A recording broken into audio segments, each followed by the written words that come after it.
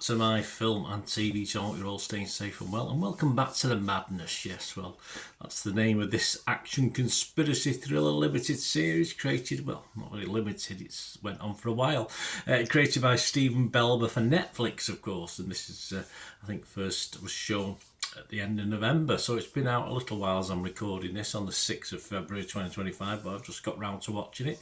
Yes, a bit of a slog, the madness. It premiered on November the 28th 2024, so been a bit slow with this one, guys, my apologies. Been concentrating on other cinema releases, etc. 8 episodes, approximately 45 minutes, although I did notice the last episode was almost 60 minutes, so there might be variances within that. It's about Muncie Daniels, who's a media pundit. Great. I don't know. I don't like Muncie. It got me nerves a bit every time the word was mentioned. Must clear his name after he stumbles upon a murder in the Pocono Mountains, if you know where that is. I've no idea. I know it's in the US, but yeah, it's not somewhere I've visited, although I've not visited many places in that vast country, of course. To survive, he has to reconnect with his estranged family and lost ideals, yeah, and do a lot of running around, that's for sure. This stars Colin Domingo as the main guy, Muncie, Marsha Stephanie Blake, John Ortiz, Tamsin Topolsky, Thaddeus J. Mixon, Gabrielle Graham, all star in this, plus many others, of course. Yeah, my thoughts. This is hard work. I think I've intimated that already. There's just not enough in this to stretch it out to 8 episodes. As a binge watch, it felt like a long watch. I watched over the course of an afternoon and a morning. Yeah, it was long. Afternoon and night and a morning. Yeah, it just felt longer than 8 episodes. Colin Domingo does a valiant, constipated face effort. Yeah, he doesn't get much chance to change expression in this. He's always under stress in this one. So he does his best to keep it interesting. But for me, this would have been better just as a simple 110 minute feature rather than this extended, bloated offering. I sort of, strange enough, again, Idris Elba cross with Lenny Henry vibe about Coleman. My apologies. That's not in a bad way. I like Lenny Henry and I like Idris Elba, but so it's quite quirky, but he's likeable as an actor. I'm sure he's getting plenty of work as it is. I'm sure he'll get plenty of work, and perhaps they'll give him some stuff where he can smile a bit more as well. That'd be nice. Alison Wright is the other one I'll mention in this. She comes into this as the baddie, as the evil baddie in this. We've always got to have a baddie, haven't we? Well, one of the baddies. There's a couple of baddies, but she's the one who's on screen more. But she never really, for me, convinced me, even though she was horrible. She never really pulled off the role that much for me. If you stick with it, I think you'll be all right. You've obviously very determined if you do. If I hadn't been reviewing it, I might have given up myself, and I nearly did give up and just not review it after 2 or 3 episodes. It has an okay conclusion, a bit rushed for me, considering how long it went on for, and there's plenty of sort of plot holes and stuff like that, and plenty of things going on. It just complicates things for me when you watch it. Just a lot is thrown at you. That's because it wants to throw a lot of things at you to try and fill, of course, 8 episodes, so some of it's a bit needless, which means like the wordy scenes do drag at times, and as the scenarios get a bit silly, it sort of becomes one of those thrillers that lends itself perhaps to some dark comedy, but there's no laughs, dark or otherwise, with this sort of trek of a series. Despite some good scores, my less than convinced views are not alone. A few people share them. Alison Herman from Variety website only scored it 30 out of 100. She said, while Domingo acquits himself just fine as an increasingly frenzied man on the lam, the madness itself is a schlocky mess. It's a pulpy appeal dimmed by a drawn-out runtime and attempts at social commentary that fail to find their mark. Yes, you get sort of right-wing Nazi sort of in this as well, but it all seems a little bit sort of not really that involved in the plot. It's a big important part of it, but it always feels on the outskirts of it for me. Morgan Cormack scored it better from the Radio Times, but there are a couple of things that I thought. He gave it 60. He said making it to the end episode is something that you sort of do out of obligation. There you go. And while that finale does throw up some great moments, you can't help but feel that the madness would have been a perfect thriller if it had been condensed to 5 or 6 episodes. Well, they are a bit longer than I was thinking of, but Morgan quite liked it. Generally, the critics are fine with this. Robert Lloyd give it 70 from the Los Angeles Times. He said Alfred Hitchcock kept these stories down to a couple of hours. There you go. So a bit of a dig, and I do believe that given the opportunity to stretch out over several episodes, he'd have stuck to 2.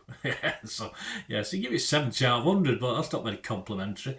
Does its work over 8, which strictly speaking is more than it needs. But there's a lot to like about it. Yeah, there are bits to like about it, but it's a hell of a grind getting through it.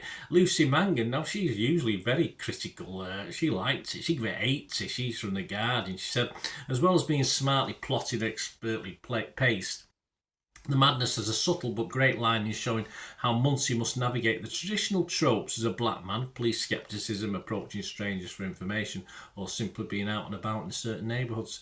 I disagree with the pacing of Lucy there, though it's, for me, it is paced, consistently on the slow side, like a marathon plod rather than a gritty, fast run 1,500 metres for me.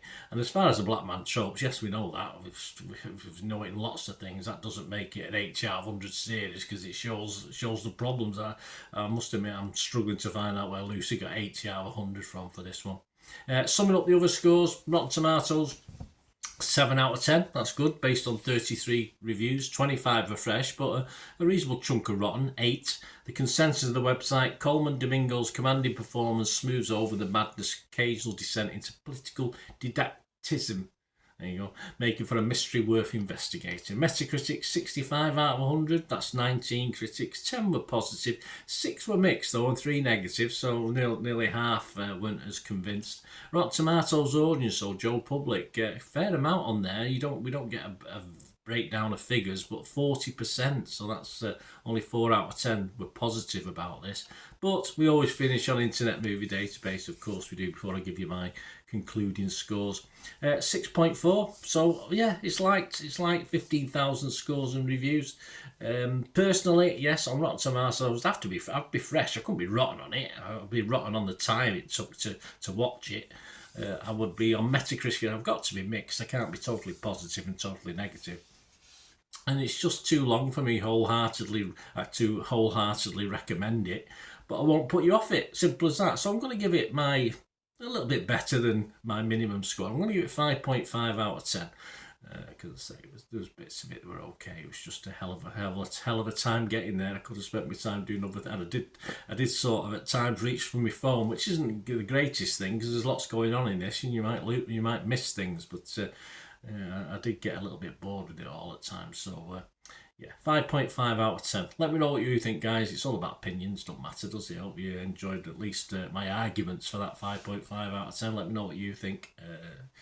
It'd be great to hear from you through the comments section on here, through my socials, or please, if you're interested, I'm always not too proud to ask for support for this channel moving forward. If you can help me out for that, all you have to do is stay watching and listening. Right, a quick shout out before we go for my sponsors at the moment. Piat 6505, they've got a little eBay shop. They sell movie posters from the 1990s and 2000s, some great films, some great actors, so please check the link in the comments section below and you'll go straight to the shop. I dispatch everything between 24 and 48 hours, so if you see anything there, you want to order it, you can also mention my name. I mean, they are sponsoring me, so I do my little deal as well, so you can get 10% off. If you buy anything, just mention me, so say Bernard sent you, and they'll give you a 10% reduction on your order price. My thanks to Piat 6505. If you're interested in sponsoring the channel yourselves, guys, supporting the channel by sponsorship, just let me know. My socials are on screen there, so just contact me about that and we can have a chat. Other ways to help me out, guys, if you watch the ads, if the ads on this, YouTube ads, that helps in a very little way, but it all helps. Watch the pennies and pounds look after themselves, they say, don't they? Or the pennies or the 10p's look after themselves. But if you watch the ads or follow the links on the ads as well, that's always a nice way to support the channel. If you sort of hang on for it, I've done that. I watched other people's and followed the ads, just something I fancied, which does happen from time to time.